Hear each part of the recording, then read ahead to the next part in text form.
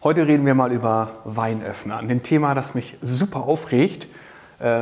Ich frage mich, warum kann man schlechte Weinöffner machen? Also entweder mag man keinen Wein trinken oder man mag Flaschen nicht öffnen. Ich habe keine Ahnung, wie viele Flaschen ich schon versucht habe zu öffnen und dann bricht der Korken weg und die Flasche ist nur halb geöffnet. Ich muss dann den Korken in die Flasche reindrücken. Das macht natürlich ein riesen Desaster. Der Wein spritzt oben raus, alles wird rot und wenn man ein weißes Hemd dann hat, da kann man sich vorstellen, was das Resultat ist.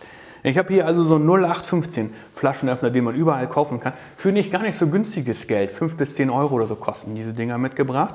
Und schon alleine hier dieses Messer aufzumachen, ist ein Krampf. Man bricht sich dabei die Fingernägel ab.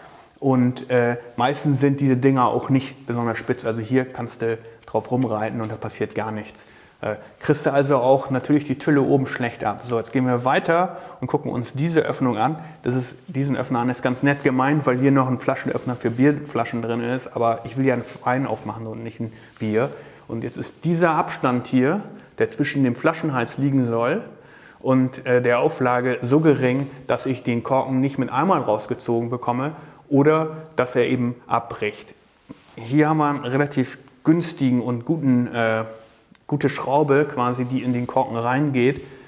Das erkenne ich immer daran, wenn hier drinnen eine Öffnung ist. Es gibt ja auch noch die nur die nicht so eine Spirale sind, sondern die aus einem Stück Material sind, die sind noch schlechter.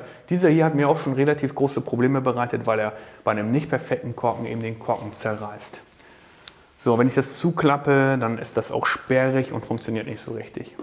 Ganz im Gegensatz zu diesem wunderschönen Stück, was hervorragend funktioniert. Ich habe das schon seit Jahren, ich habe schon keine Ahnung, wie viele Flaschen damit aufgemacht. Ich mache das Messer auf und ich glaube, man hört das schon, man sieht es schon am Klicken. Es ist extrem hochwertig, fühlt sich sehr schwer an, es liegt gut in der Hand. Das Messer ist noch nach Jahren extrem scharf, keine Probleme damit, die Tülle, die obere Öffnung aufzumachen.